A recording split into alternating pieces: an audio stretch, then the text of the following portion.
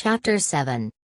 And so, of all the influences which might have come to Clyde at this time, either as an aid or an injury to his development, perhaps the most dangerous for him, considering his temperament, was this same Green Davidson, than which no more materially affected or gaudy a realm could have been found anywhere between the two great American mountain ranges. Its darkened and cushioned D-room, so somber and yet tinted so gaily with colored lights, was an ideal rendezvous, not only for such inexperienced and eager flappers of the period who were to be taken by a show of luxury, but also for those more experienced and perhaps a little faded beauties, who had a thought for their complexions and the advantages of dim and uncertain lights.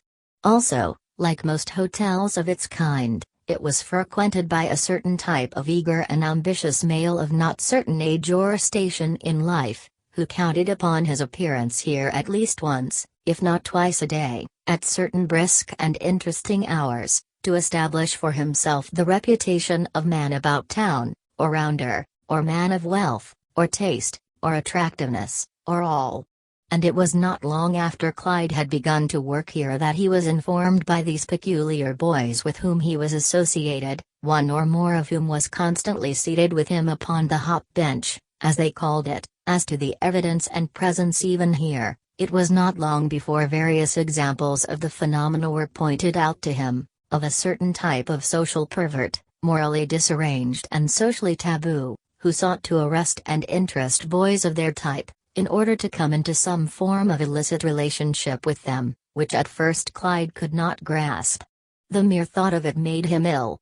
And yet some of these boys, as he was now informed, a certain youth in particular, who was not on the same watch with him at this time, were supposed to be of the mind that fell for it, as one of the other youths phrased it.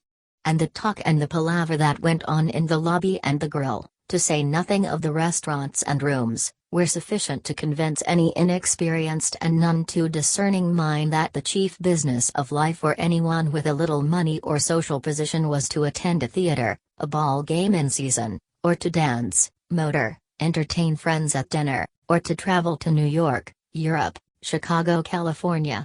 And there had been in the lives of most of these boys such a lack of anything that approached comfort or taste, let alone luxury, that not unlike Clyde, they were inclined to not only exaggerate the import of all that they saw, but to see in this sudden transition an opportunity to partake of it all. Who were these people with money, and what had they done that they should enjoy so much luxury, where others as good seemingly as themselves had nothing? And wherein did these latter differ so greatly from the successful? Clyde could not see. Yet these thoughts flashed through the minds of every one of these boys. At the same time the admiration, to say nothing of the private overtures of a certain type of woman or girl, who inhibited perhaps by the social milieu in which she found herself, but having means, could invade such a region as this, and by wiles and smiles and the money she possessed, ingratiate herself into the favor of some of the more attractive of these young men here, was much commented upon. Thus a youth named Ratterer, a hall boy here, sitting beside him the very next afternoon, seeing a trim, well-formed blonde woman of about 30 enter with a small dog upon her arm, and much bedecked with furs, first nudged him and, with a faint motion of the head indicating her vicinity, whispered, "See her? There's a swift one. I'll tell you about her sometime when I have time." "Gee, the things she don't do." "What about her?" asked Clyde, keenly curious, for to him she seemed exceedingly beautiful, most fascinating. "Oh, nothing, except she's been in with about 8 different men around here since I've been here." She fell for Doyle, another hall boy whom by this time Clyde had already observed as being the quintessence of Chesterfieldian grace and airs and looks, a youth to imitate, for a while, but now she's got someone else. "Really?" inquired Clyde, very much astonished and wondering if such luck would ever come to him. "Surest thing you know," went on Ratterer. "She's a bird that way, never gets enough. Her husband, they tell me, has a big lumber business somewhere over in Kansas, but they don't live together no more. She has one of the best suites on the 6th, but she ain't in it half the time. The maid told me." This same Ratterer, who was short and stocky but good-looking and smiling, was so smooth and bland and generally agreeable that Clyde was instantly drawn to him and wished to know him better. And Ratterer reciprocated that feeling, for he had the notion that Clyde was innocent and inexperienced and that he would like to do some little thing for him if he could. The conversation was interrupted by a service call, and never resumed about this particular woman, but the effect on Clyde was sharp. The woman was pleasing to look upon and exceedingly well groomed, her skin clear, her eyes bright. Could what Ratterer had been telling him really be true? She was so pretty. He sat and gazed, a vision of something which he did not care to acknowledge even to himself tingling the roots of his hair. And then the temperaments and the philosophy of these boys, Kinsella, short and thick and smooth-faced and a little dull, as Clyde saw it, but good-looking and virile, and reported to be a wizard at gambling, who, throughout the first 3 days at such times as other matters were not taking his attention, had been good enough to continue Hellund's instructions in part. He was a more suave, better-spoken youth than Hellund, though not so attractive as Ratterer, Clyde thought, without the latter's sympathetic outlook, as Clyde saw it. And again, there was Doyle, Eddie, whom Clyde found intensely interesting from the first, and of whom he was not a little jealous, because he was so very good-looking, so trim of figure, easy and graceful of gesture, and with so soft and pleasing a voice. He went about with an indescribable air which seemed to ingratiate him instantly with all with whom he came in contact, the clerks behind the counter no less than the strangers who entered and asked this or that question of him. His shoes and collar were so clean and trim, and his hair cut and brushed and oiled after a fashion which would have become a moving picture actor. From the first Clyde was utterly fascinated by his taste in the matter of dress, the neatest of brown suits, caps, with ties and socks to match. He should wear a brown belted coat just like that. He should have a brown cap. And a suit as well cut and attractive. Similarly, a not unrelated and yet different effect was produced by that same youth who had first introduced Clyde to the work here, Hellund, who was one of the older and more experienced bellhops, and of considerable influence with the others because of his genial and devil-may-care attitude toward everything, outside the exact line of his hotel duties. Hellund was neither as schooled nor as attractive as some of the others, yet by reason of a most avid and dynamic disposition, plus a liberality where money and pleasure were concerned, and a courage, strength and daring which neither Doyle nor Ratterer nor Kinsella could match, a strength and daring almost entirely divested of reason at times, he interested and charmed Clyde immensely. As he himself related to Clyde, after a time, he was the son of a Swedish journeyman baker who some years before in Jersey City had deserted his mother and left her to make her way as best she could. In consequence neither Oscar nor his sister Martha had had any too much education or decent social experience of any kind. On the contrary, at the age of 14 he had left Jersey City in a boxcar and had been making his way ever since as best he could. And like Clyde, also, he was insanely eager for all the pleasures which he had imagined he saw swirling around him, and was for prosecuting adventures in every direction, lacking, however, the nervous fear of consequence which characterized Clyde. Also he had a friend, a youth by the name of Sparser, somewhat older than himself, who was chauffeur to a wealthy citizen of Kansas City, and who occasionally managed to purloin a car and so accommodate Hellund in the matter of brief outings here and there, which courtesy, unconventional and dishonest though it might be, still caused Hellund to feel that he was a wonderful fellow and of much more importance than some of these others, and to lend him in their eyes a luster which had little of the reality which it suggested to them. Not being as attractive as Doyle, it was not so easy for him to win the attention of girls, and those he did succeed in interesting were not of the same charm or import by any means. Yet he was inordinately proud of such contacts as he could effect and not a little given to boasting in regard to them, a thing which Clyde took with more faith than would most, being of less experience. For this reason Hellund liked Clyde, almost from the very first, sensing in him perhaps a pleased and willing auditor. So, finding Clyde on the bench beside him from time to time, he had proceeded to continue his instructions. Kansas City was a fine place to be if you knew how to live. He had worked in other cities, Buffalo, Cleveland, Detroit, St. Louis, before he came here, but he had not liked any of them any better, principally, which was a fact which he did not trouble to point out at the time, because he had not done as well in those places as he had here. He had been a dishwasher, car cleaner, plumber's helper and several other things before finally, in Buffalo, he had been inducted into the hotel business. And then a youth, working there, but who was now no longer here, had persuaded him to come on to Kansas City. But here, say, de tips in dis hotel is as big as you'll get anywhere, I know dat. And what's more, dey's nice people workin' here. You do your bit by dem and dey'll do right by you. I been here now over a year and I ain't got no complaint. Dat guy Squires is alright if you don't cause him no trouble. He's hard, but he's got to look out for hisself, too, dat's natural. But he don't fire nobody unless he's got a reason. I know dat, too. And as for the rest there's no trouble. And when your work's true, your time's your own. These fellows here are good sports, all of dem. They are no four-flushers and no tightwads, either. Whenever there's anything on, a good time or something like that, they are on, nearly all of 'em. And they don't mooch or grouch in case things don't work out right, neither. I know dat, 'cause I been with 'em now, lots of times. He gave Clyde the impression that these youths were all the best of friends, close, all but Doyle, who was a little standoffish, but not coldly so. He's got too many women chassin' him, that's all.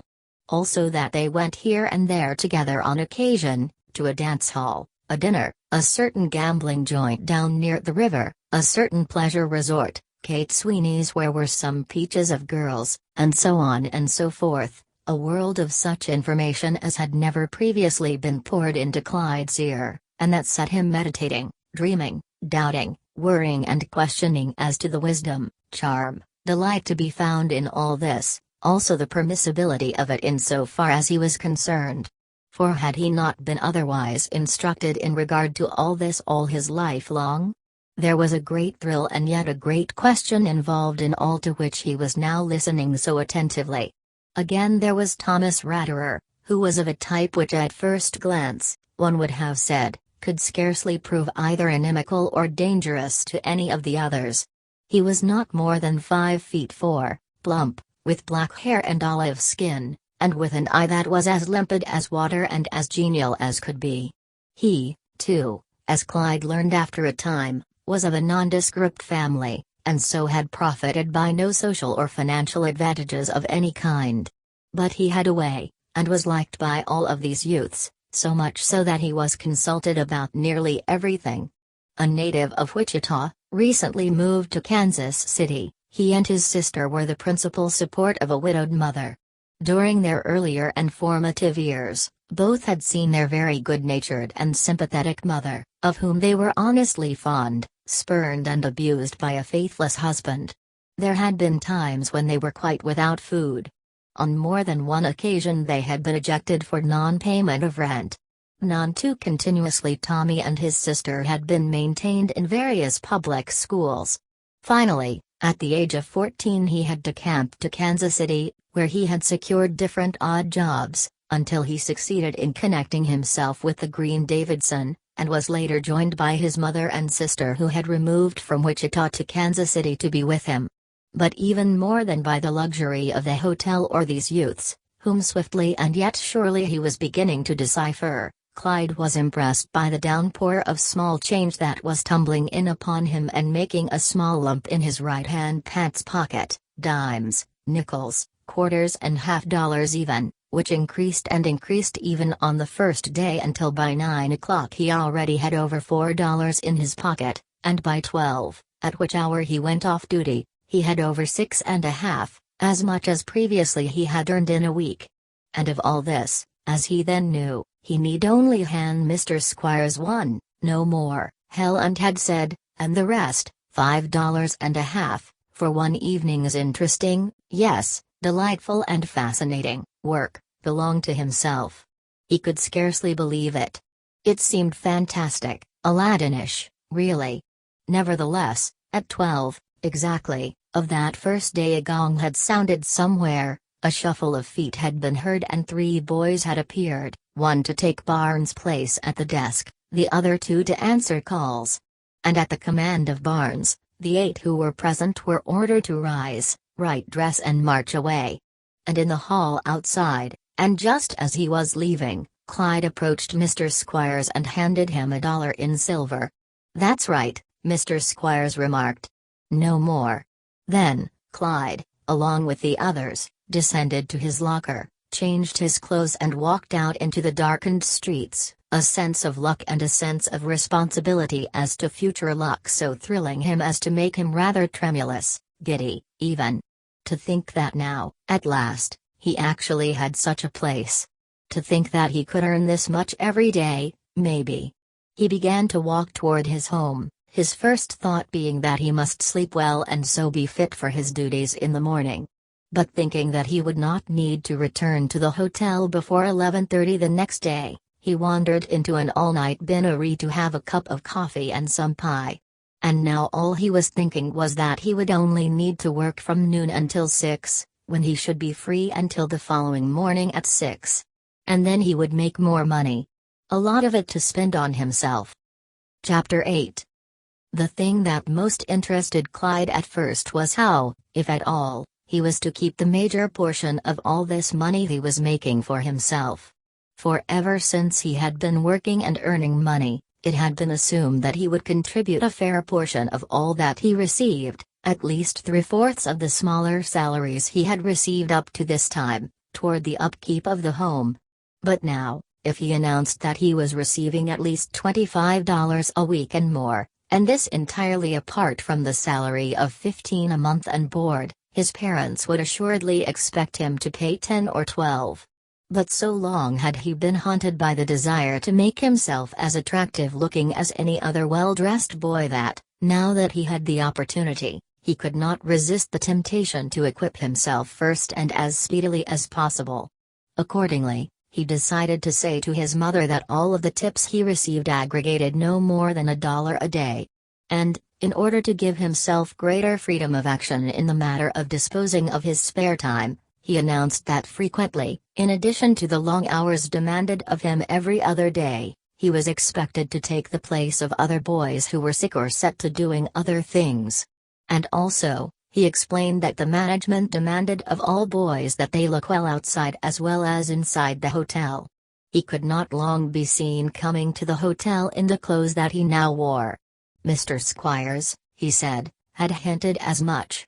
But, as if to soften the blow, one of the boys at the hotel had told him of a place where he could procure quite all the things that he needed on time. And so unsophisticated was his mother in these matters that she believed him. But that was not all. He was now daily in contact with a type of youth who, because of his larger experience with the world and with the luxuries and vices of such a life as this, had already been inducted into certain forms of libertinism and vice even which up to this time were entirely foreign to Clyde's knowledge and set him agape with wonder and at first with even a timorous distaste. Thus, as Helen had pointed out, a certain percentage of this group, of which Clyde was now one, made common cause in connection with quite regular adventures which usually followed their monthly pay night. These adventures, according to their moods and their cash at the time, led them usually either to one of 2 rather famous and not too respectable all-night restaurants. In groups, as he gathered by degrees from hearing them talk, they were pleased to indulge in occasional late showy suppers with drinks, after which they were wont to go to either some flashy dance hall of the downtown section to pick up a girl, or that failing as a source of group interest, to visit some notorious, or as they would have deemed it reputed, brothel, very frequently camouflaged as a boarding house, where for much less than the amount of cash in their possession they could, as they often boasted, have any girl in the house. And here, of course, because of their known youth, ignorance, liberality, and uniform geniality and good looks, they were made much of, as a rule, being made most welcome by the various madams and girls of these places who sought, for commercial reasons of course, to interest them to come again. And so starved had been Clyde's life up to this time, and so eager was he for almost any form of pleasure, that from the first he listened with all too eager ears to any account of anything that spelled adventure or pleasure. Not that he approved of these types of adventures. As a matter of fact, at first it offended and depressed him, seeing as he did that it ran counter to all he had heard and been told to believe these many years. Nevertheless, so sharp a change and relief from the dreary and repressed work in which he had been brought up was it, that he could not help thinking of all this with an itch for the variety and color it seemed to suggest. He listened sympathetically and eagerly, even while at times he was mentally disapproving of what he heard. And seeing him so sympathetic and genial, first one and then another of these youths made overtures to him to go here, there or the other place, to a show, a restaurant, one of their homes, where a card game might be indulged in by 2 or 3 of them, or even to one of the shameless houses, contact with which Clyde at first resolutely refused. But by degrees, becoming familiar with Helland and Ratterer, both of whom he liked very much, and being invited by them to a joy-night supper, a blowout as they termed it, at Frissell's, he decided to go. "There's going to be another one of our monthly blowouts tomorrow night, Clyde, around at Frissell's," Ratterer had said to him. "Don't you want to come along? You haven't been yet."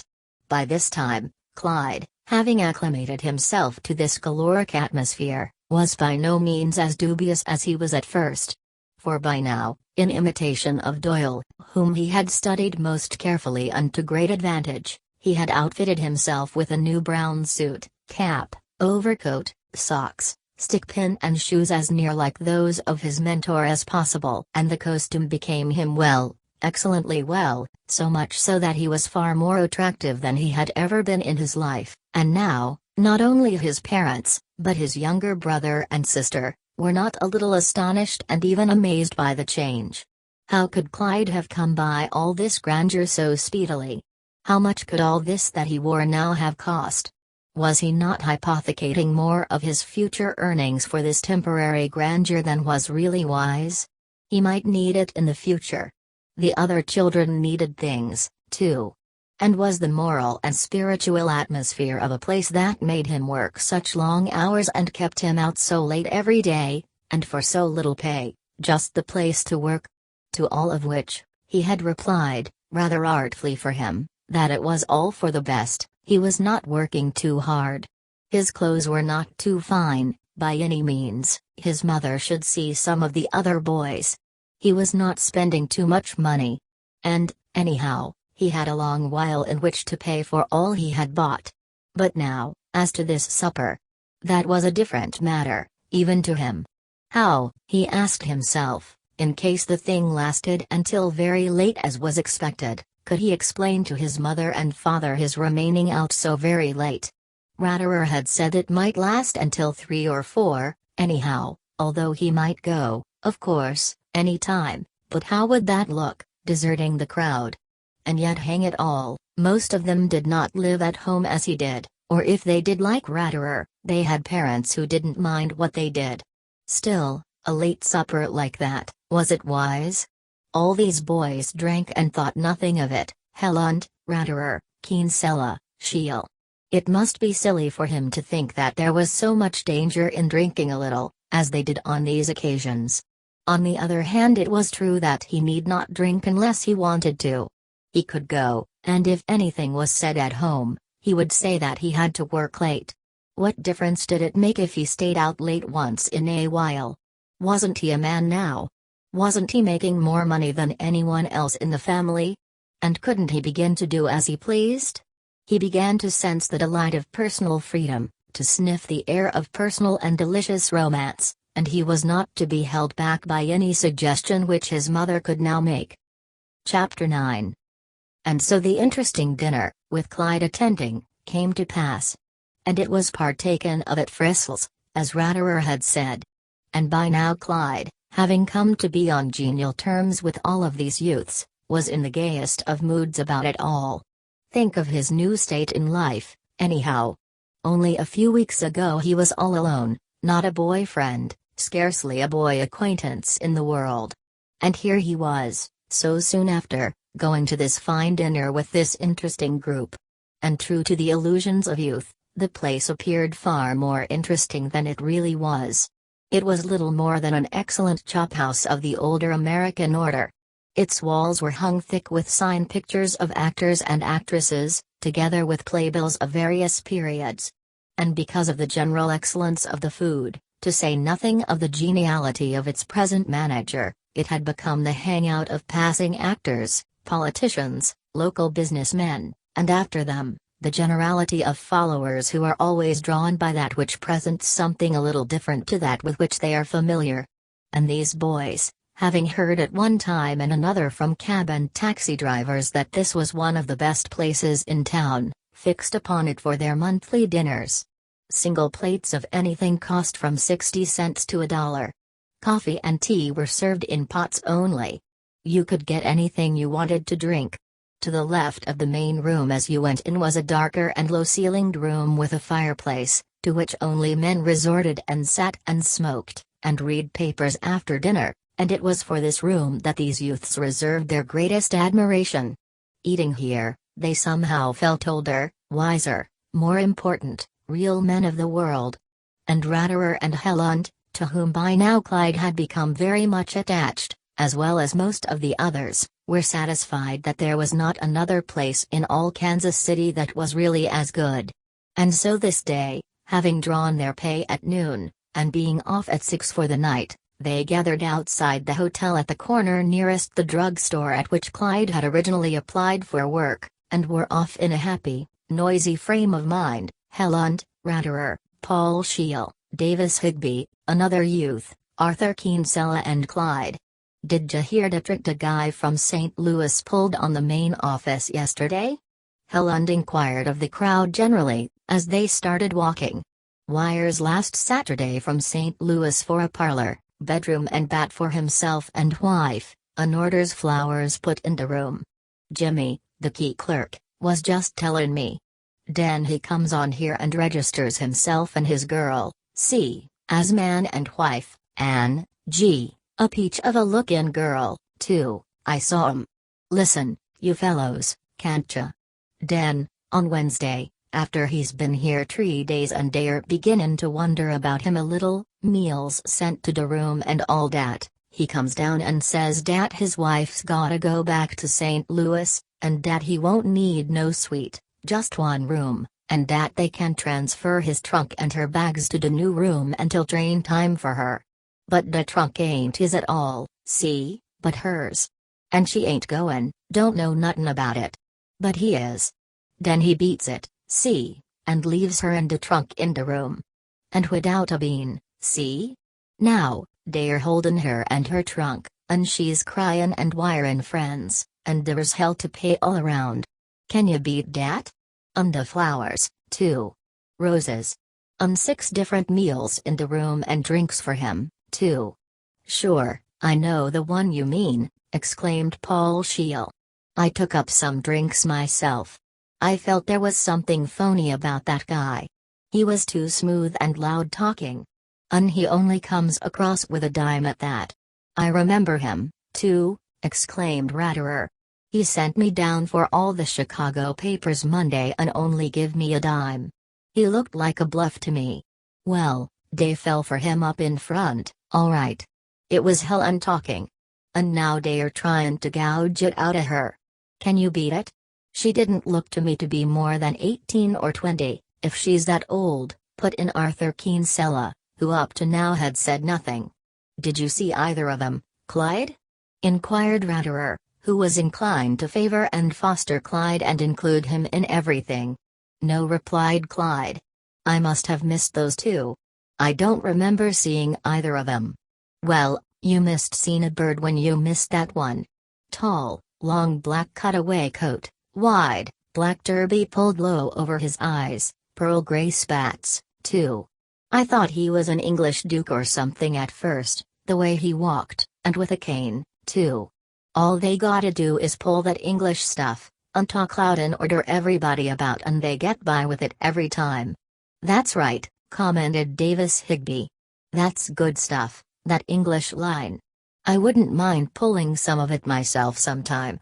They had now turned two corners, crossed two different streets and, in group formation, were making their way through the main door of Farisals, which gave in on the reflection of lights upon china and silverware and faces, and the buzz and clatter of a dinner crowd. Clyde was enormously impressed. Never before, apart from the Green Davidson, had he been in such a place. And with such wise, experienced youths. They made their way to a group of tables which faced a leather wall seat. The head waiter, recognizing Ratterer and Helland and Kinsella as old patrons, had two tables put together and butter and bread and glasses brought. About these they arranged themselves, Clyde with Ratterer and Higby occupying the wall seat, Helland, Kinsella and Shiel sitting opposite. "Now, me for a good old Manhattan, to begin with," exclaimed Helland avidly, looking about on the crowd in the room and feeling that now indeed he was a person of a reddish tan hue, his eyes keen and blue, his reddish-brown hair brushed straight up from his forehead. He seemed not unlike a large and overzealous rooster. And similarly, Arthur Kinsella, once he was in here, seemed to perk up and take heart of his present glory. In a sort of ostentatious way, he drew back his coat sleeves, seized a bill of fare, and scanning the drink list on the back, exclaimed, "Well, a dry martini is good enough for a start." "Well, I'm going to begin with a scotch and soda," observed Paul Shiel, solemnly, examining at the same time the meat orders. "None of your cocktails for me tonight," insisted Ratterer, genially, but with a note of reserve in his voice. "I said I wasn't going to drink much tonight, and I'm not. I think a glass of Rhine wine and seltzer will be about my speed." "For de love o' Mike, will you listen to dat, now?" exclaimed Helland, deprecatingly. "He's going to begin on Rhine wine. And him dat likes Manhattans always. What's gettin' into you all of a sudden, Tommy? I thought you said you wanted a good time tonight." "So I do," replied Ratterer, "but can't I have a good time without lappin' up everything in the place? I want to stay sober tonight. No more call-downs for me in the morning, if I know what I'm about. I came pretty near not showing up last time." "That's true, too," exclaimed Arthur Kinsella. "I don't want to drink so much I don't know where I'm at, but I'm not going to begin worrying about it now. How about you, Higby?" Helland now called to the round-eyed youth. "I'm having a Manhattan, too," he replied, and then, looking up at the waiter who was beside him, added, "How's tricks, Dennis?" "Oh, I can't complain," replied the waiter. "They're break-in all right for me these days. How's everything over to the hotel?" "Fine, fine," replied Higby, cheerfully, studying the bill of fare. "And you, Griffiths? What are you going to have?" called Helland, for, as master of ceremonies, delegated by the others to look after the orders and pay the bill and tip the waiter, he was now fulfilling the role. "Me. Oh, me," exclaimed Clyde, not a little disturbed by this inquiry, for up to now, this very hour, in fact, he had never touched anything stronger than coffee or ice cream soda. He had been not a little taken back by the brisk and sophisticated way in which these youths ordered cocktails and whiskey. Surely he could not go so far as that, and yet, so well had he known long before this, from the conversation of these youths, that on such occasions as this they did drink, that he did not see how he could very well hold back. What would they think of him if he didn't drink something?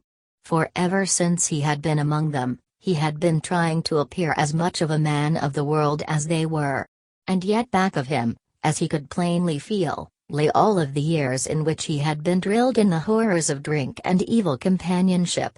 And even though in his heart this long while he had secretly rebelled against nearly all the texts and maxims to which his parents were always alluding, deeply resenting really as worthless and pointless the ragamuffin crew of wasters and failures whom they were always seeking to save, still, now he was inclined to think and hesitate. Should he or should he not drink? For the fraction of an instant only, while all these things in him now spoke, he hesitated, then added, "Why, I think I'll take Rhine wine and seltzer, too." It was the easiest and safest thing to say, as he saw it. Already the rather temperate and even innocuous character of Rhine wine and seltzer had been emphasized by Helland and all the others. And yet Ratterer was taking it, a thing which made his choice less conspicuous and, as he felt, less ridiculous. "Will you listen to this now?" exclaimed Helland, dramatically. "He says he'll have Rhine wine and seltzer, too. I see where this party breaks up at 8:30, all right, unless some of the rest of us do something." And Davis Higby, who was far more trenchant and roistering than his pleasant exterior gave any indication of, turned to Ratterer and said, "What ya want to start this Rhine wine and seltzer stuff for, so soon, Tom? Don't ya want us to have any fun at all tonight?" "Well, I told you why," said Ratterer. "Besides, the last time I went down to that joint I had $40 when I went in and not a cent when I came out.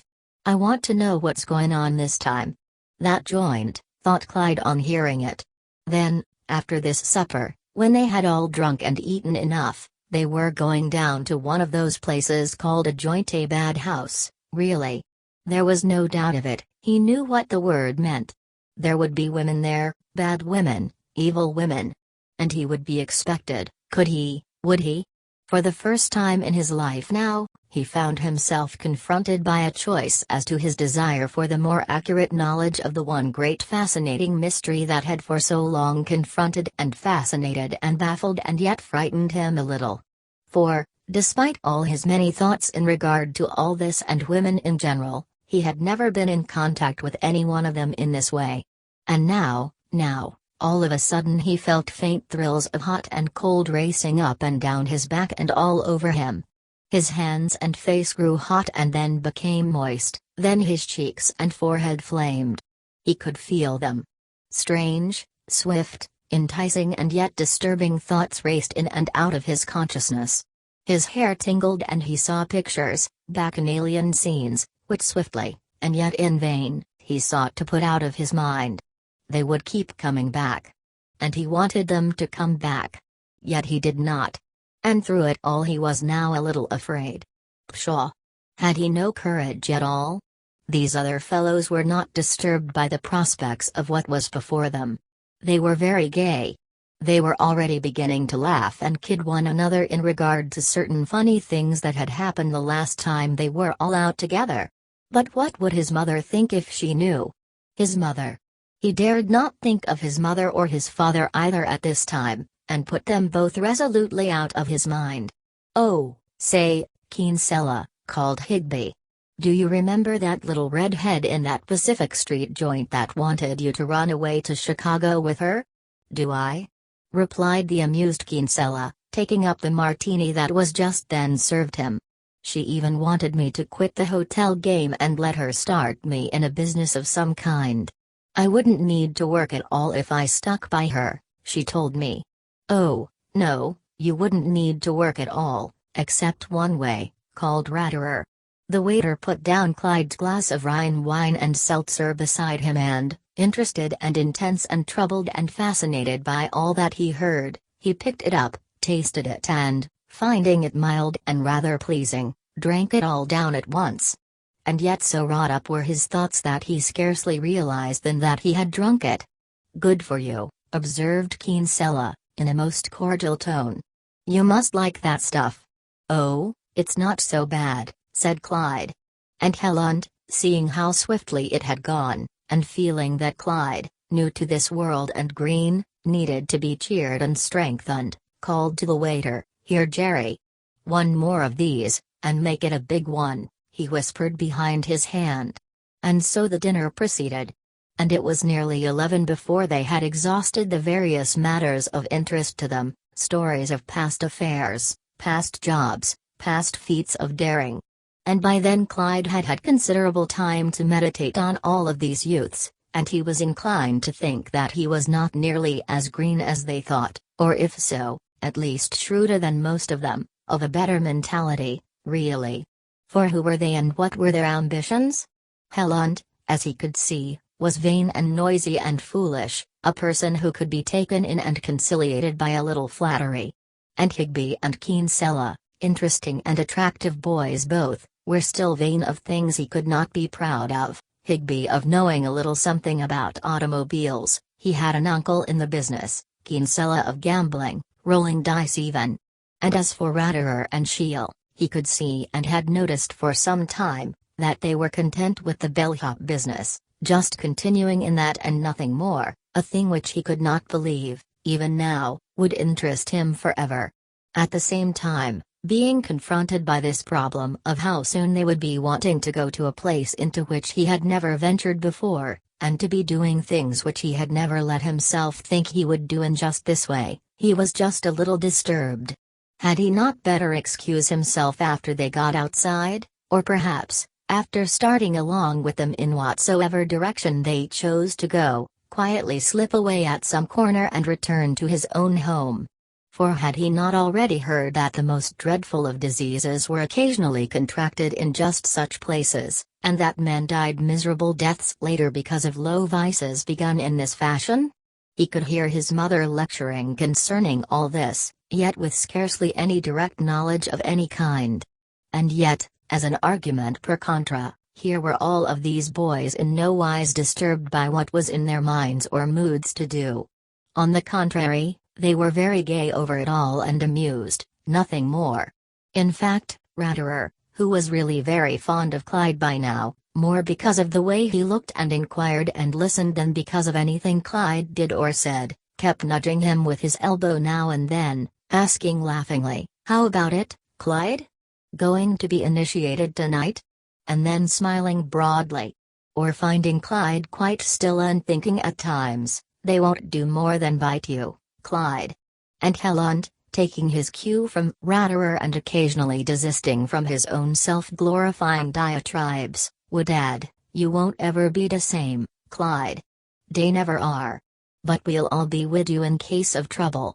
And Clyde, nervous and irritated, would retort, "Ah, cut it out, you two. Quit kidding. What's the use of trying to make out that you know so much more than I do?" And Ratterer would signal Helland with his eyes to let up and would occasionally whisper to Clyde, "That's all right, old man, don't get sore. You know we were just fooling, that's all." And Clyde, very much drawn to Ratterer, would relent and wish he were not so foolish as to show what he actually was thinking about. At last, however, by 11 o'clock, they had had their fill of conversation and food and drink and were ready to depart, Helland leading the way. And instead of the vulgar and secretive mission producing a kind of solemnity and mental or moral self-examination and self-flagellation, they laughed and talked as though there was nothing but a delicious form of amusement before them. Indeed, much to Clyde's disgust and amazement, they now began to reminisce concerning other ventures into this world, of one particular one which seemed to amuse them all greatly, and which seemed to concern some joint, as they called it, which they had once visited, a place called Bettina's. They had been led there originally by a certain wild youth by the name of Pinky Jones of the staff of another local hotel. And this boy and one other by the name of Birmingham, together with Helland, who had become wildly intoxicated, had there indulged in wild pranks which all but led to their arrest, pranks which to Clyde, as he listened to them, seemed scarcely possible to boys of this caliber and cleanly appearance. Pranks so crude and disgusting as to sicken him a little. "Oh, ho, and a pitcher of water the girl on the second floor doused on me as I went out," called Helland, laughing heartily. "And the big fat guy on the second floor that came to the door to see. Remember?" laughed Kinsella. "He thought there was a fire or a riot, I bet. And you and that little fat girl, Piggy. 'Member, Ratterer?" squealed Shiel, laughing and choking as he tried to tell of it. And Ratterer's legs all bent under his load. "Yoo-hoo!" yelled Helland. And away the two of them finally slid down the steps. "That was all your fault, Helland," called Higby from Kinsella's side. "If you hadn't tried that switching stuff we never would 'a' got put out." "I tell you I was drunk," protested Ratterer. "It was the red-eye they sold in there. And that long, thin guy from Texas with the big mustache, will you ever forget him, and the way he laughed?" added Kinsella. "He wouldn't help nobody against us. 'Member? It's a wonder we weren't all thrown in the street or locked up. Oh, gee, what a night. Reminisced Stratterer. By now Clyde was faintly dizzy with the nature of these revelations. Switchin'. That could mean but one thing. And they expected him to share in revels such as these, maybe. It could not be. He was not that sort of person. What would his mother and father think if they were to hear of such dreadful things? And yet, even as they talked, they had reached a certain house in a dark and rather wide street, the curbs of which for a block or more on either side were sprinkled with cabs and cars. And at the corner, only a little distance away, were some young men standing and talking. And over the way, more men. And not a half a block farther on, they passed two policemen, idling and conversing. And although there was no light visible in any window, nor over any transom, still, curiously, there was a sense of vivid, radiant life. One could feel it in this dark street. Taxis spun and honked and two old-time closed carriages still in use rolled here and there, their curtains drawn. And doors slammed or opened and closed. And now and then a segment of bright inward light pierced the outward gloom and then disappeared again. Overhead on this night were many stars. Finally, without any comment from anyone, Helland, accompanied by Higby and Shiel, marched up the steps of this house and rang the bell. Almost instantly the door was opened by a black girl in a red dress. "Good evening. Walk right in, won't you?" was the affable greeting, and the six, having pushed past her and through the curtains of heavy velvet, which separated this small area from the main chambers, Clyde found himself in a bright and rather gaudy general parlor or reception room, the walls of which were ornamented with gilt-framed pictures of nude or semi-nude girls and some very high pier mirrors. And the floor was covered by a bright red thick carpet, over which were strewn many gilt chairs. At the back, before some very bright red hangings, was a gilded upright piano. But of guests or inmates there seemed to be none, other than the black girl. "Just be seated, won't you? Make yourselves at home. I'll call the madam." And, running upstairs to the left, she began calling, "Oh, Marie. Sadie. Carolyn. They is some young gentlemen in the parlor." And at that moment, from a door in the rear, there emerged a tall, slim and rather pale-faced woman of about 38 or 40, very erect, very executive, very intelligent and graceful-looking, diaphanously and yet modestly garbed, who said, with a rather wan and yet encouraging smile, "Oh, hello, Oscar, it's you, is it? And you too, Paul. Hello. Hello, Davis. Just make yourselves at home anywhere, all of you. Fanny will be in a minute. She'll bring you something to drink. I've just hired a new pianist from St. Joe, a Negro. Wait till you hear him. He's awfully clever." She returned to the rear and called, "Oh, Sam." As she did so, 9 girls of varying ages and looks, but none apparently over 24 or 5, came trooping down the stairs at one side in the rear, and garbed as Clyde had never seen any women dressed anywhere. And they were all laughing and talking as they came, evidently very well pleased with themselves and in no wise ashamed of their appearance, which in some instances was quite extraordinary, as Clyde saw it, their costumes ranging from the gayest and flimsiest of boudoir negligées to the somewhat more sober, if no less revealing, dancing and ballroom gowns. And they were of such varied types and sizes and complexions, slim and stout and medium, tall or short, and dark or light or betwixt. And, whatever their ages, all seemed young. And they smiled so warmly and enthusiastically. "Oh, hello, sweetheart. How are you? Don't you want to dance with me? Or wouldn't you like something to drink?" Chapter 10. Prepared as Clyde was to dislike all this, so steeped had he been in the moods and maxims antipathetic to anything of its kind, still so innately sensual and romantic was his own disposition and so starved where sex was concerned, that instead of being sickened, he was quite fascinated. The very fleshly sumptuousness of most of these figures, dull and unromantic as might be the brains that directed them, interested him for the time being. After all, here was beauty of a gross, fleshly character, revealed and purchasable. and there were no difficulties of mood or inhibitions to overcome in connection with any of these girls. One of them, a quite pretty brunette in a black and red costume with a band of red ribbon across her forehead, seemed to be decidedly at home with Higby, for already she was dancing with him in the back room to a jazz melody most irrationally hammered out upon the piano. And Ratterer, to Clyde's surprise, was already seated upon one of the gilt chairs, and upon his knees was lounging a tall young girl with very light hair and blue eyes. And she was smoking a cigarette and tapping her gold slippers to the melody of the piano. It was really quite an amazing and Aladdin-like scene to him. And here was Helland, before whom was standing a German or Scandinavian type, plump and pretty, her arms akimbo and her feet wide apart. And she was asking, with an upward swell of the voice, as Clyde could hear, "You make love to me tonight?" But Helland, apparently not very much taken with these overtures, calmly shook his head, after which she went on to Kinsella. And even as he was looking and thinking, a quite attractive blonde girl of not less than 24, but who seemed younger to Clyde, drew up a chair beside him and seating herself, said, "Don't you dance?" He shook his head nervously. "Want me to show you?" "Oh, I wouldn't want to try here," he said. "Oh, it's easy," she continued. "Come on."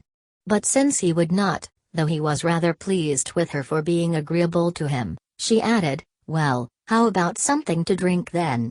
"Sure," he agreed, gallantly, and forthwith she signaled the young negress who had returned as waitress, and in a moment a small table was put before them and a bottle of whiskey with soda on the side, a sight that so astonished and troubled Clyde that he could scarcely speak. He had $40 in his pocket, and the cost of drinks here, as he had heard from the others, would not be less than $2 each, but even so, think of him buying drinks for such a woman at such a price. And his mother and sisters and brother at home with scarcely the means to make ends meet. And yet he bought and paid for several, feeling all the while that he had let himself in for a terrifying bit of extravagance, if not an orgy, but now that he was here, he must go through with it. And besides, as he now saw, this girl was really pretty. She had on a Delft blue evening gown of velvet, with slippers and stockings to match. In her ears were blue earrings and her neck and shoulders and arms were plump and smooth. The most disturbing thing about her was that her bodice was cut very low, he dared scarcely look at her there, and her cheeks and lips were painted, most assuredly the marks of the Scarlet Woman.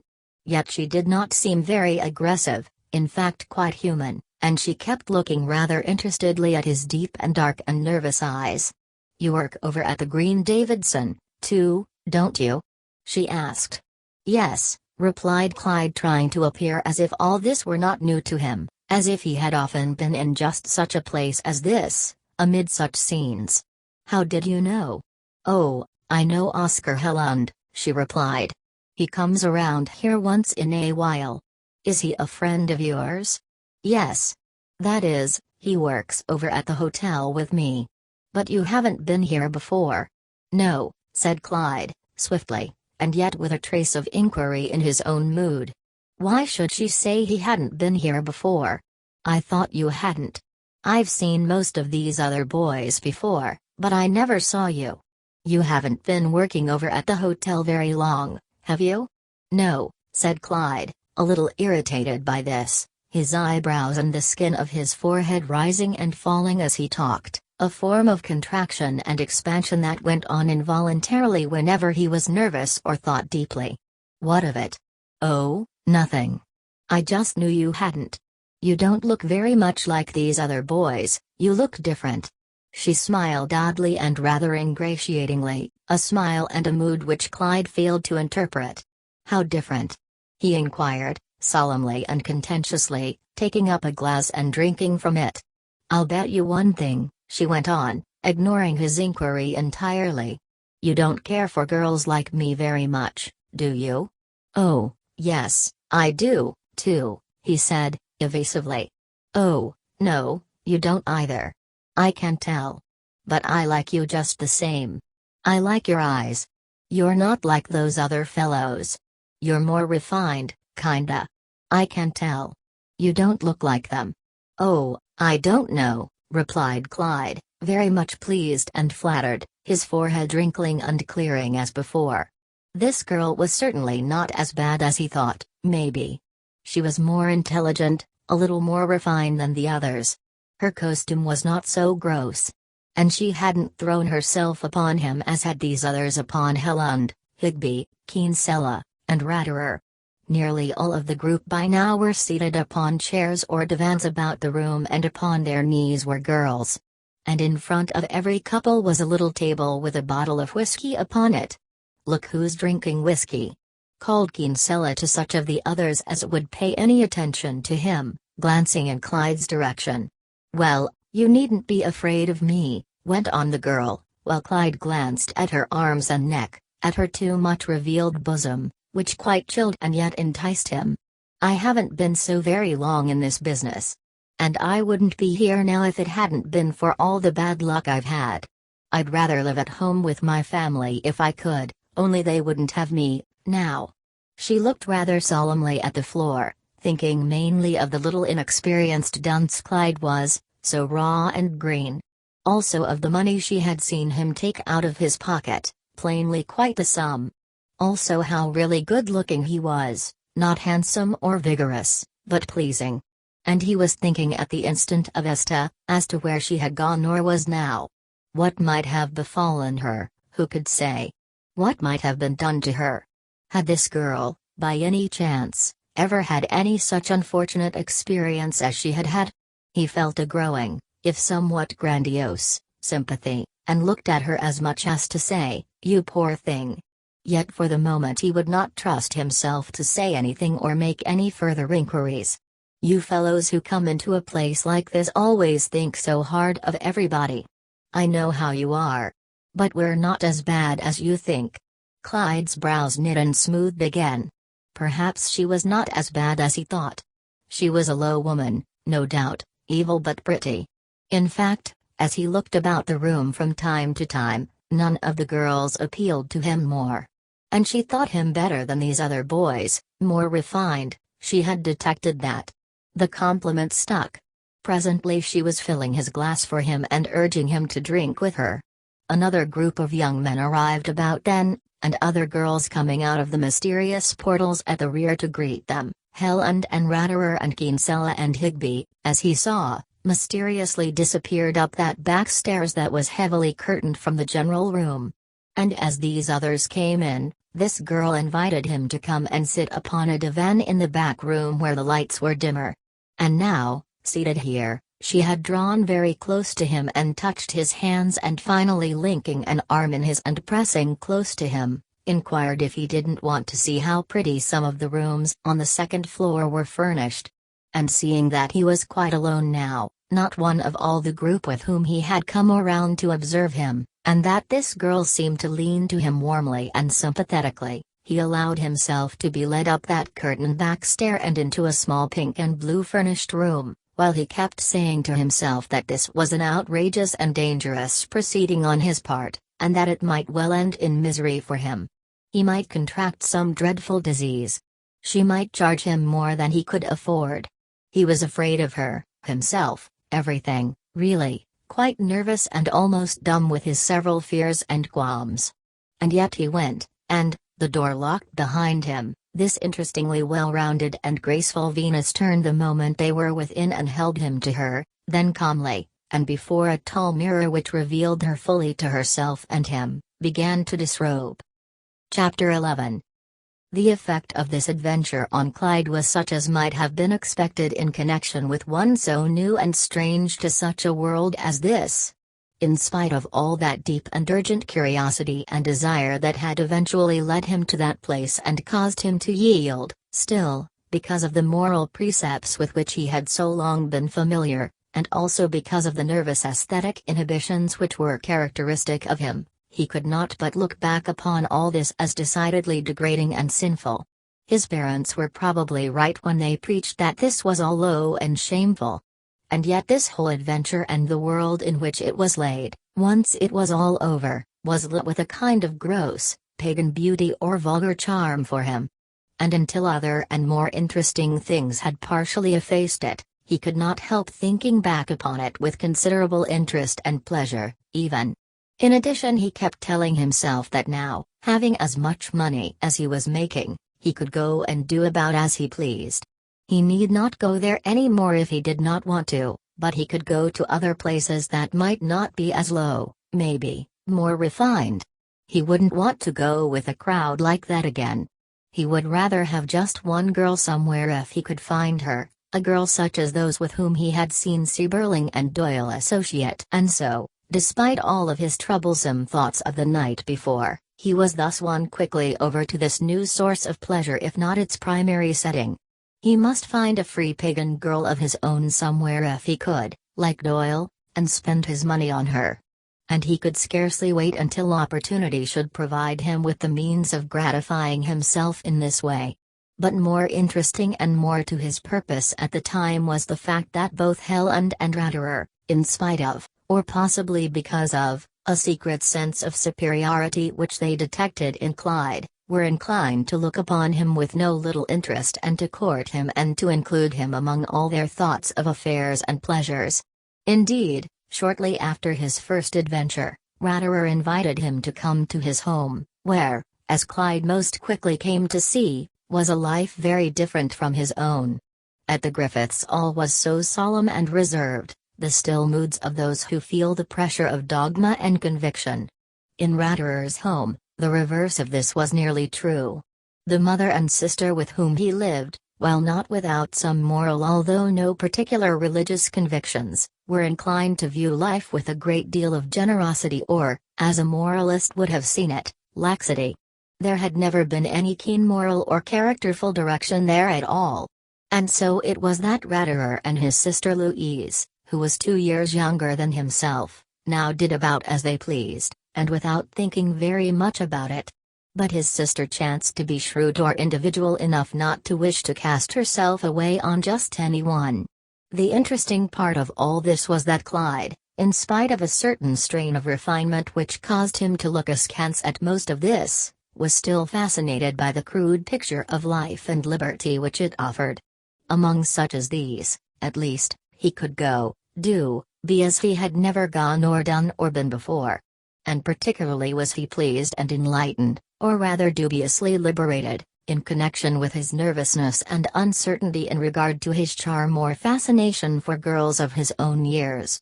For up to this very time, and in spite of his recent first visit to the erotic temple to which Helland and the others had led him, he was still convinced that he had no skill with or charm where girls were concerned. Their mere proximity or approach was sufficient to cause him to recede mentally, to chill or palpitate nervously, and to lose what little natural skill he had for conversation or poised banter such as other youths possessed. But now, in his visits to the home of Raderer, as he soon discovered, he was to have ample opportunity to test whether this shyness and uncertainty could be overcome. For it was a center for the friends of Raderer and his sister, who were more or less of one mood in regard to life. Dancing, card-playing, love-making rather open and unashamed, went on there. Indeed, up to this time, Clyde would not have imagined that a parent like Mrs. Raderer could have been as lackadaisical or indifferent as she was, apparently, to conduct and morals generally. He would not have imagined that any mother would have countenanced the easy camaraderie that existed between the sexes in Mrs. Raderer's home. And very soon, because of several cordial invitations which were extended to him by Raderer, he found himself part and parcel of this group, a group which from one point of view, the ideas held by its members, the rather wretched English they spoke, he looked down upon. From another point of view, the freedom they possessed, the zest with which they managed to contrive social activities and exchanges, he was drawn to them. Because, for the first time, these permitted him, if he chose, to have a girl of his own, if only he could summon the courage. And this, owing to the well-meant ministrations of Raderer and his sister and their friends, he soon sought to accomplish. Indeed, the thing began on the occasion of his first visit to the Raderers. Louise Raderer worked in a dry goods store and often came home a little late for dinner. On this occasion she did not appear until 7, and the eating of the family meal was postponed accordingly. In the meantime, Two girlfriends of Louise arrived to consult her in connection with something, and finding her delayed, and Ratterer and Clyde there, they made themselves at home, rather impressed and interested by Clyde and his new finery.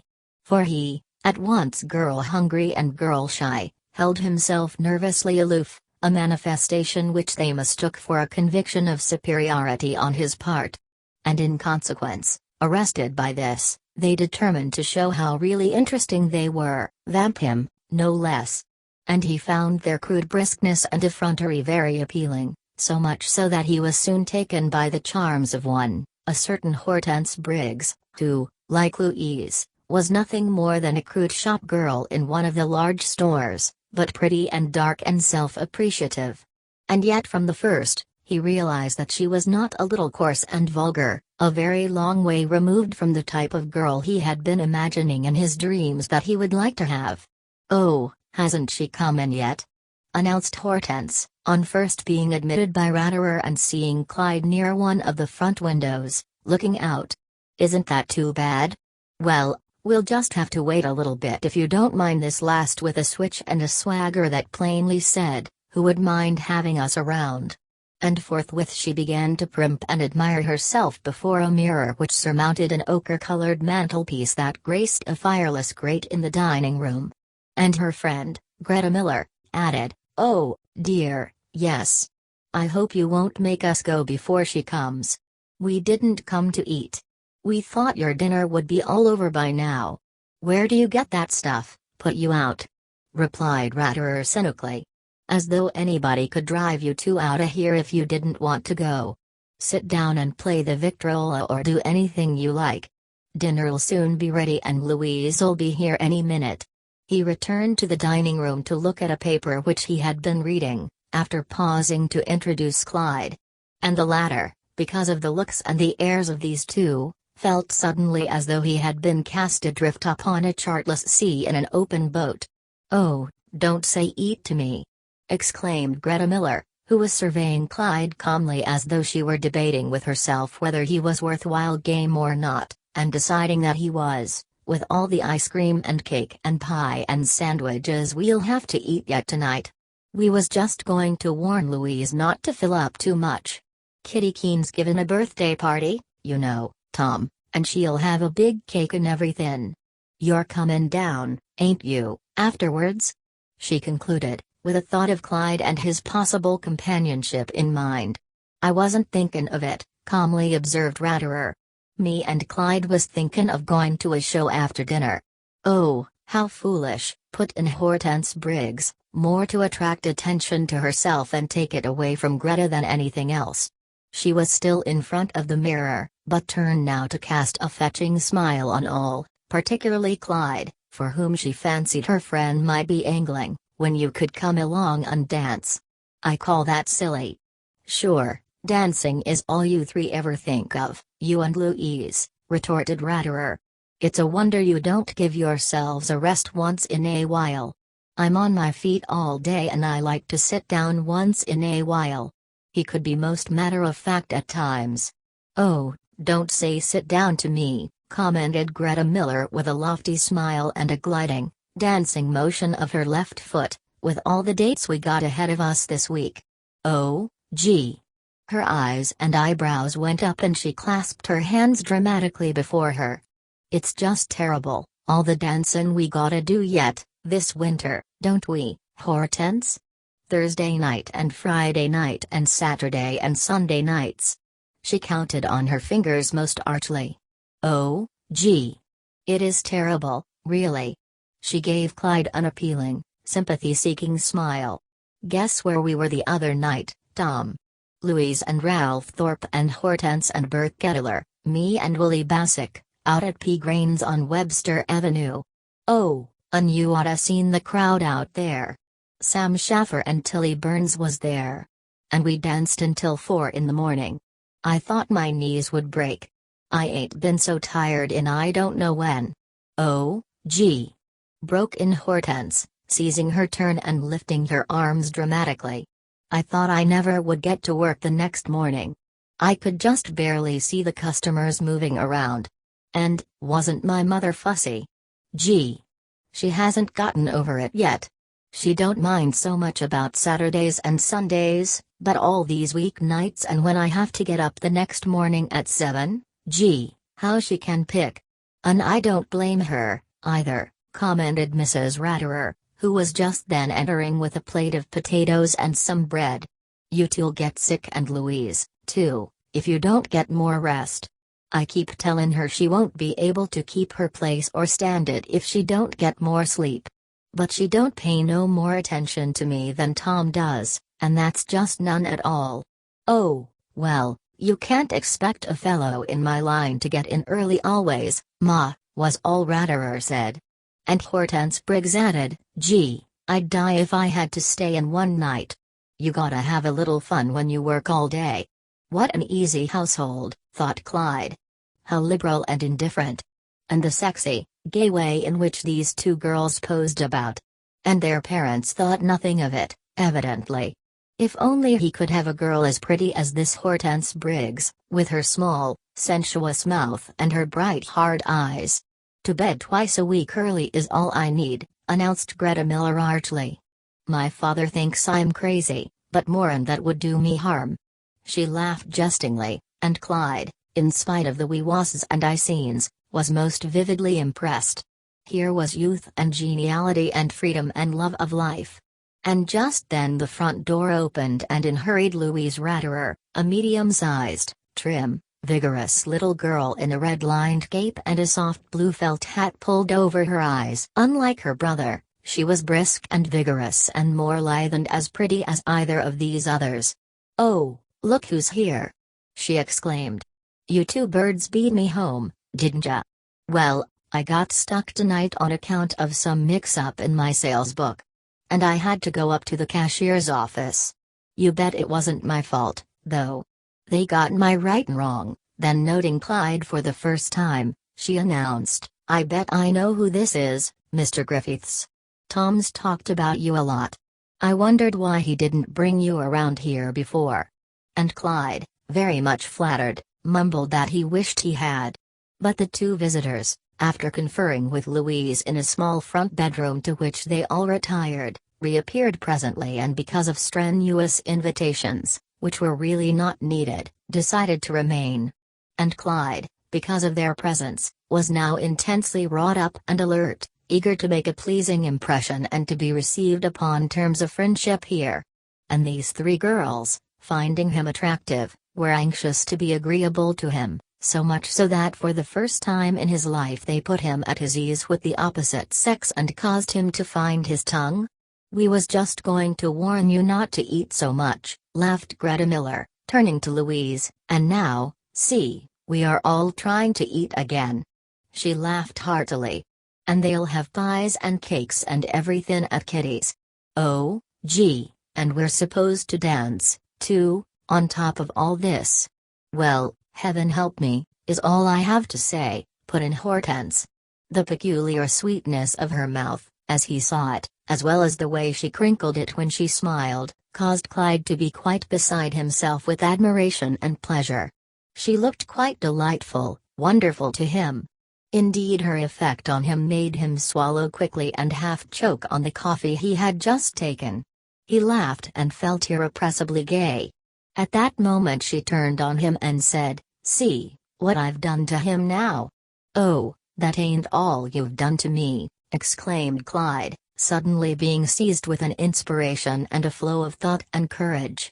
Of a sudden, because of her effect on him, he felt bold and courageous, albeit a little foolish, and added, "Say, I'm gettin' kinda woozy with all the pretty faces I see around here."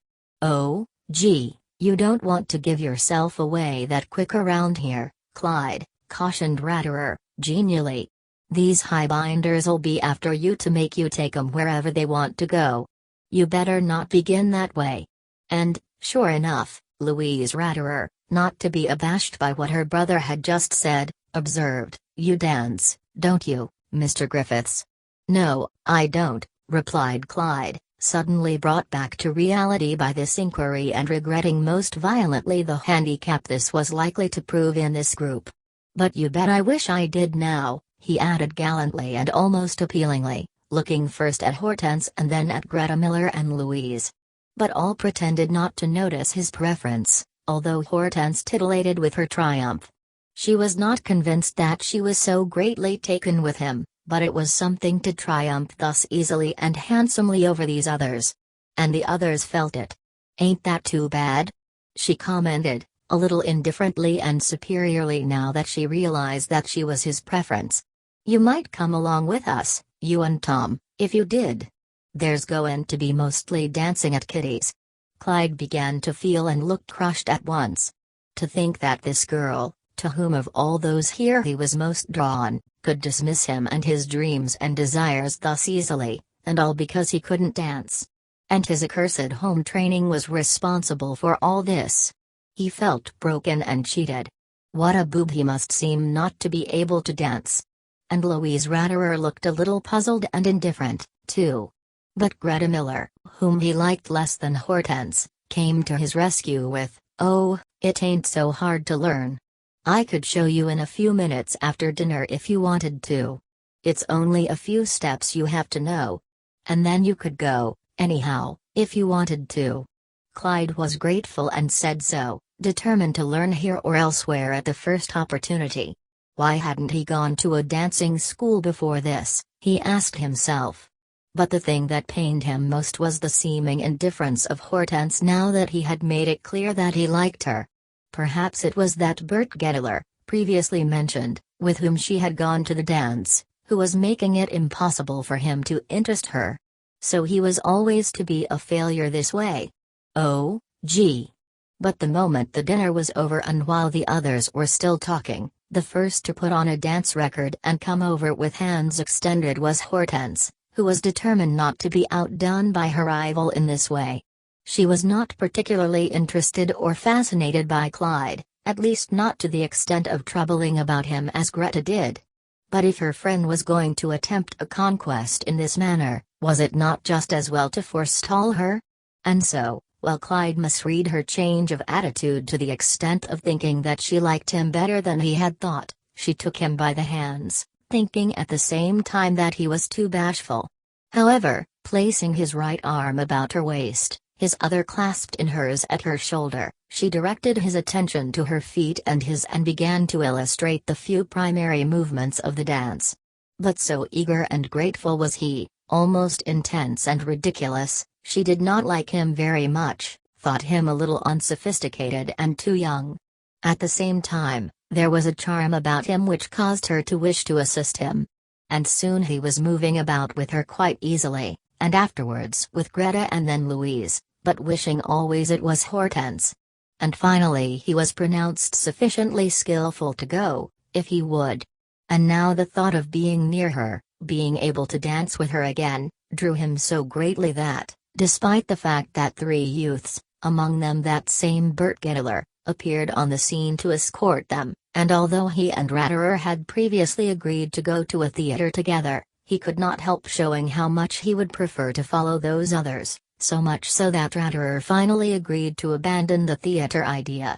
And soon they were off, Clyde grieving that he could not walk with Hortense, who was with Gettler, and hating his rival because of this, but still attempting to be civil to Louise and Greta, who bestowed sufficient attention on him to make him feel at ease. Ratterer, having noticed his extreme preference and being alone with him for a moment, said, "You better not get too stuck on that Hortense Briggs. I don't think she's on the level with anybody. She's got that fellow Gettler and others. She'll only work you and you might not get anything, either."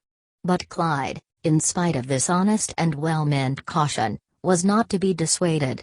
On sight, and because of the witchery of a smile, the magic and vigor of motion and youth, he was completely infatuated and would have given or done anything for an additional smile or glance or hand pressure. And that despite the fact that he was dealing with a girl who no more knew her own mind than a moth, and who was just reaching the stage where she was finding it convenient and profitable to use boys of her own years or a little older for whatever pleasures or clothes she desired. The party proved nothing more than one of those ebullitions of the youthful mating period. The house of Kitty Keene was little more than a cottage in a poor street under bare December trees. But to Clyde, because of the passion for a pretty face that was suddenly lit in him. It had the color and the form and gaiety of romance itself. And the young girls and boys that he met there, girls and boys of the Ratterer, Hellunt, Hort and Stripe, were still of the very substance and texture of that energy, ease and forwardness which he would have given his soul to possess. And curiously enough, in spite of a certain nervousness on his part, he was by reason of his new companions made an integral part of the gaieties. And on this occasion he was destined to view a type of girl and youth in action such as previously it had not been his fortune or misfortune, as you will, to see. There was, for instance, a type of sensual dancing which Louise and Hortense and Greta indulged in with the greatest nonchalance and assurance. At the same time, many of these youths carried whiskey in a hip flask, from which they not only drank themselves, but gave others to drink, boys and girls indiscriminately.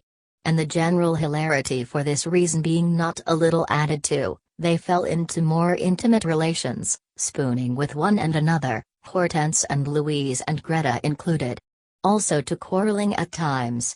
And it appeared to be nothing out of the ordinary, as Clyde saw, for one youth or another to embrace a girl behind a door, to hold her on his lap in a chair in some secluded corner, to lie with her on a sofa, whispering intimate and unquestionably welcome things to her.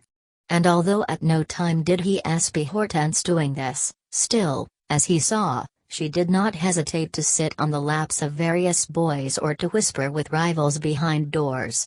And this for a time so discouraged and at the same time incensed him that he felt he could not and would not have anything more to do with her. She was too cheap, vulgar, inconsiderate. At the same time, having partaken of the various drinks offered him, so as not to seem less worldly wise than the others, until brought to a state of courage and daring not ordinarily characteristic of him, he ventured to half plead with and at the same time half reproach her for her too lax conduct. "You're a flirt, you are. You don't care who you jolly, do you?" This as they were dancing together after 1 o'clock to the music of a youth named Wilkins, at the none too toneful piano. She was attempting to show him a new step in a genial and yet coquettish way, and with an amused, sensuous look. "What do you mean, flirt? I don't get you." "Oh, don't you?"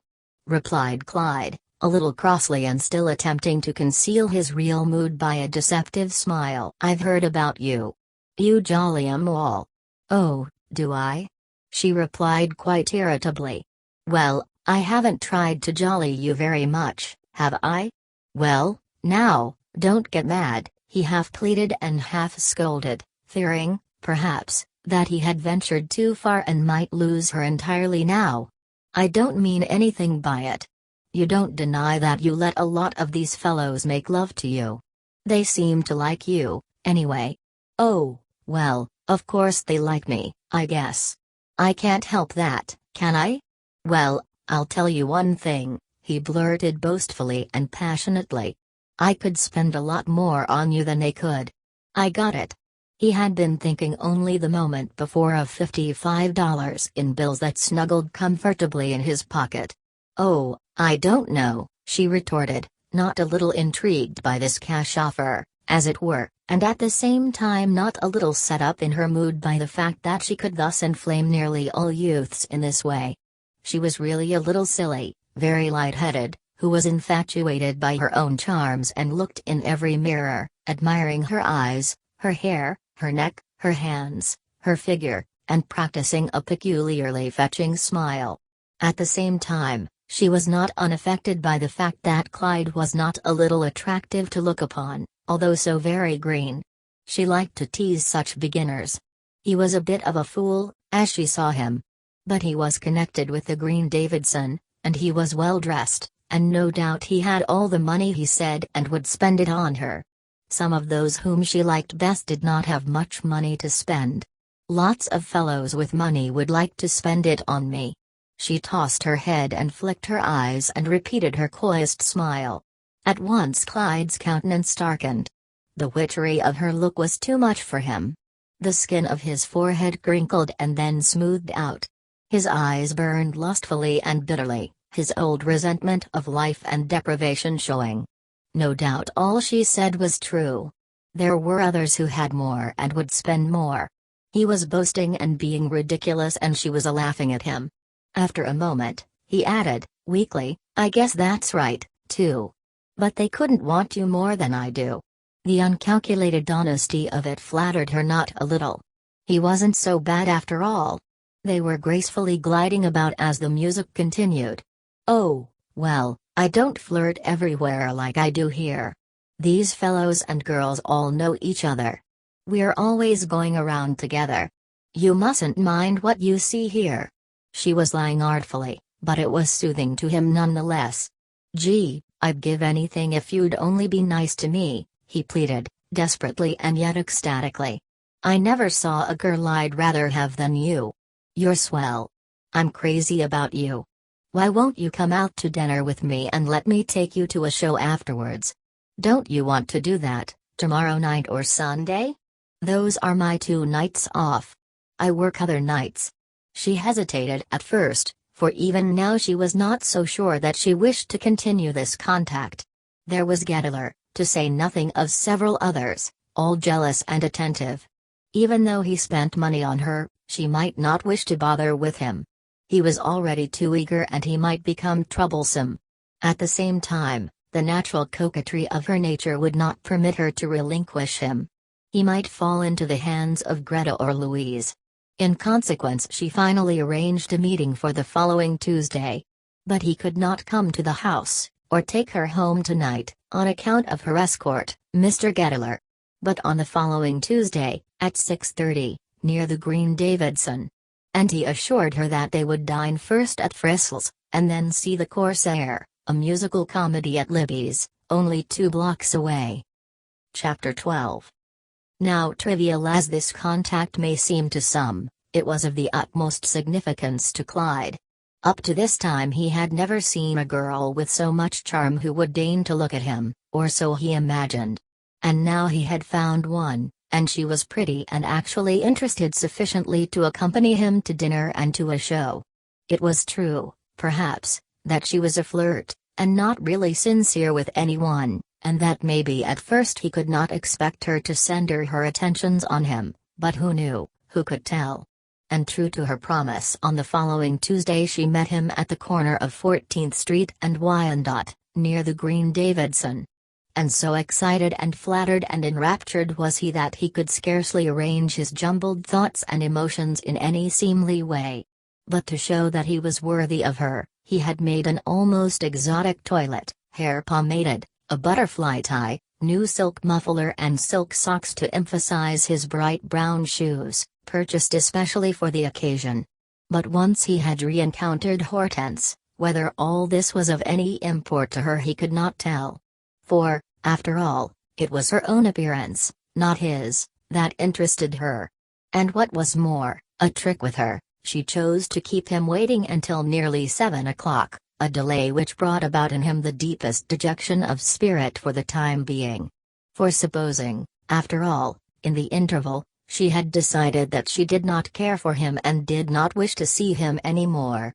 Well, then he would have to do without her, of course.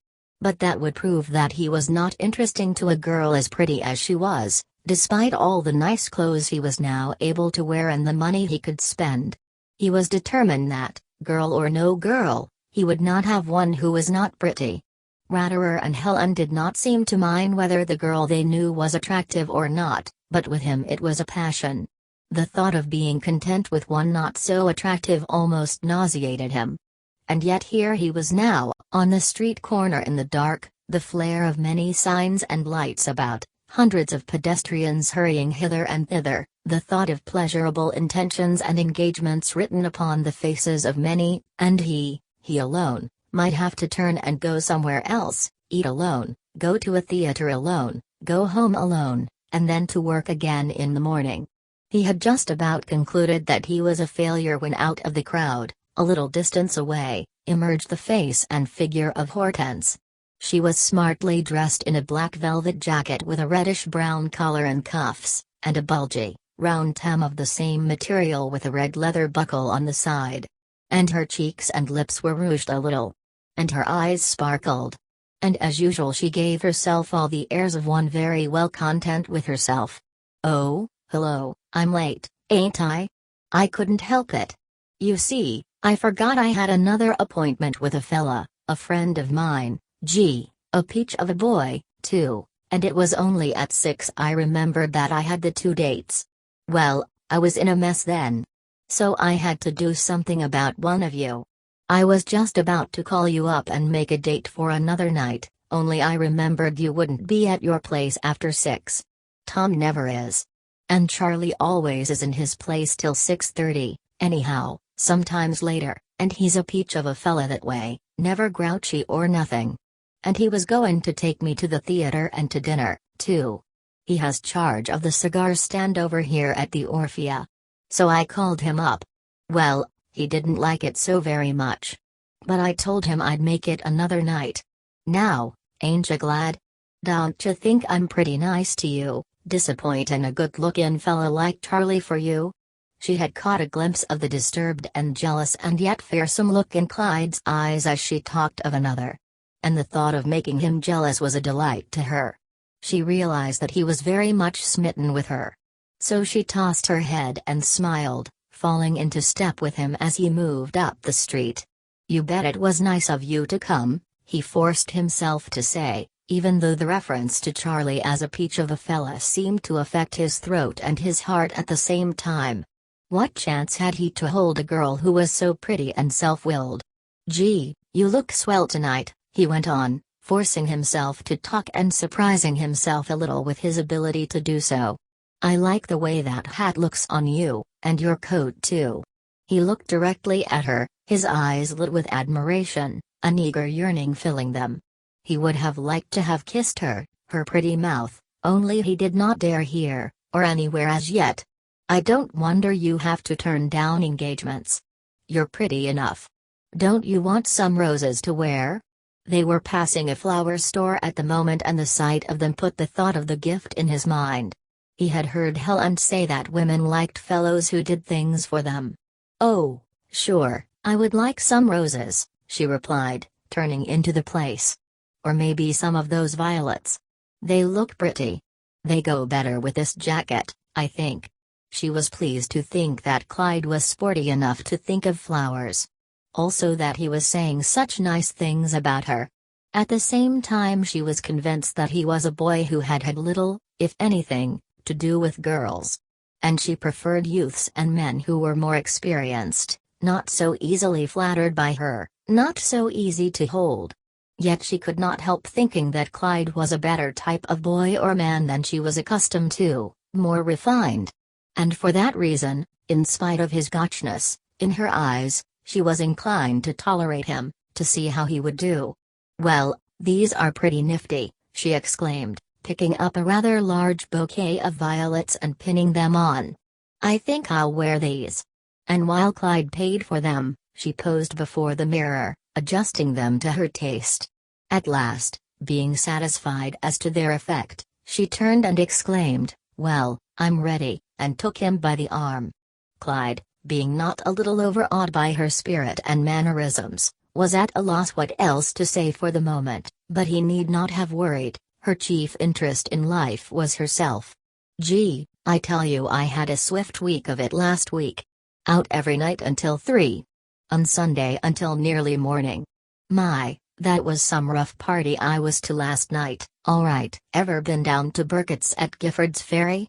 "Oh, a nifty place, all right, right over the Big Blue at 39th. Dancing in summer and you can skate outside when it's frozen in winter or dance on the ice. The niftiest little orchestra." Clyde watched the play of her mouth and the brightness of her eyes and the swiftness of her gestures without thinking so much of what she said, very little. "Wallace Drone was along with us. Gee, he's a scream of a kid, and afterwards when we was sittin' down to eat ice cream, he went out in the kitchen and blacked up and put on a waiter's apron and coat and then comes back and serves us. That's one funny boy. He did all sorts of funny stuff with the dishes and spoons." Clyde sighed because he was by no means as gifted as the gifted Drone. "And then, Monday morning, when we all got back it was nearly 4, and I had to get up again at 7. I was all in. I coulda chucked my job, and I woulda, only for the nice people down at the store and Mr. Beck. He's the head of my department, you know, and say, how I do plague that poor man. I sure am hard on that store. One day I comes in late after lunch, one of the other girls punched the clock for me with my key, see, and he was out in the hall and he saw her, and he says to me afterwards, about 2 in the afternoon, say look here, Miss Briggs, he always calls me Miss Briggs, 'cause I won't let him call me nothing else. He'd try to get fresh if I did, that loan and that key stuff don't go. Cut that stuff out now. This ain't no follies.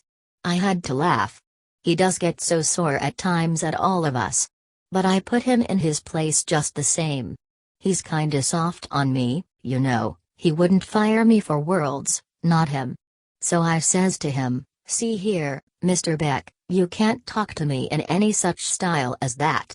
I'm not in the habit of comin' late often. And what's more, this ain't the only place I can work in, KC. If I can't be late once in a while without hearin' about it, you can just send up for my time, that's all, see? I wasn't going to let him get away with that stuff. And just as I thought, he weakened. All he says was, well, just the same, I'm warnin' you. Next time maybe Mr. Turney'll see you and then you'll get a chance to try some other store, alright. He knew he was bluffing and that I did, too. I had to laugh. And I saw him laughin' with Mr. Scott about 2 minutes later. But, gee, I certainly do pull some raw stuff around there at times.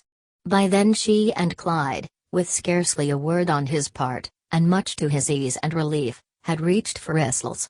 And for the first time in his life he had the satisfaction of escorting a girl to a table in such a place. Now he really was beginning to have a few experiences worthy of the name. He was quite on edge with the romance of it.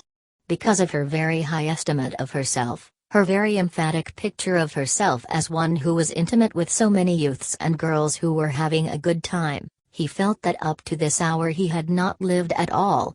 Swiftly he thought of the different things she had told him, Burkett's on the Big Blue, skating and dancing on the ice, Charlie Trone, the young tobacco clerk with whom she had had the engagement for tonight, Mr. Beck at the store who was so struck on her that he couldn't bring himself to fire her.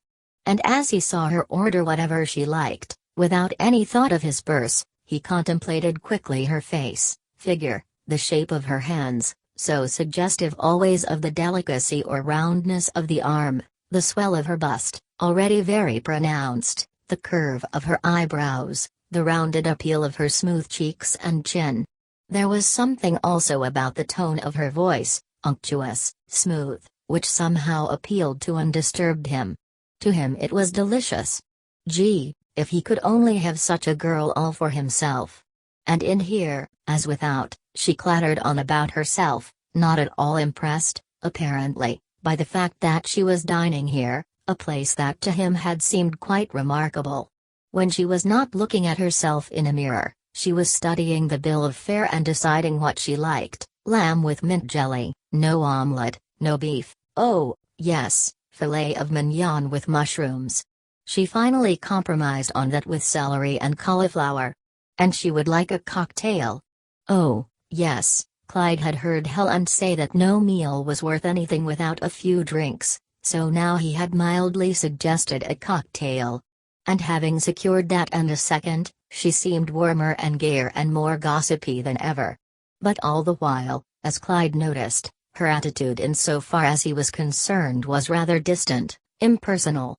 If for so much as a moment, he ventured to veer the conversation ever so slightly to themselves, his deep personal interest in her, whether she was really very deeply concerned about any other youth, she threw him off by announcing that she liked all the boys, really. They were all so lovely, so nice to her. They had to be. When they weren't, she didn't have anything more to do with them. She tied a can to them, as she once expressed it. Her quick eyes clicked and she tossed her head defiantly. And Clyde was captivated by all this. Her gestures, her poses, moves and attitudes were sensuous and suggestive. She seemed to like to tease, promise, lay herself open to certain charges and conclusions, and then to withhold and pretend that there was nothing to all of this, that she was very unconscious of anything save the most reserved thoughts in regard to herself. In the main, Clyde was thrilled and nourished by this mere proximity to her. It was torture, and yet a sweet kind of torture. He was full of the most tantalizing thoughts about how wonderful it would be if only he were permitted to hold her close, kiss her mouth, bite her, even to cover her mouth with his, to smother her with kisses, to crush and pet her pretty figure.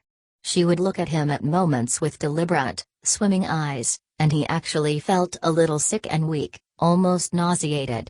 His one dream was that by some process, either of charm or money, he could make himself interesting to her. And yet after going with her to the theater and taking her home again, he could not see that he had made any noticeable progress. For throughout the performance of the Corsair at Libby's, Hortense, who, because of her uncertain interest in him, was really interested in the play, talked of nothing but similar shows she had seen, as well as of actors and actresses and what she thought of them, and what particular youth had taken her. And Clyde, instead of leading her in wit and defiance and matching her experiences with his own, was compelled to content himself with approving of her. And all the time she was thinking that she had made another real conquest. And because she was no longer virtuous, and she was convinced that he had some little money to spend, and could be made to spend it on her, she conceived the notion of being sufficiently agreeable, nothing more, to hold him, keep him attentive, if possible, while at the same time she went her own way, enjoying herself as much as possible with others and getting Clyde to buy and do such things for her as might fill gaps, when she was not sufficiently or amusingly enough engaged elsewhere.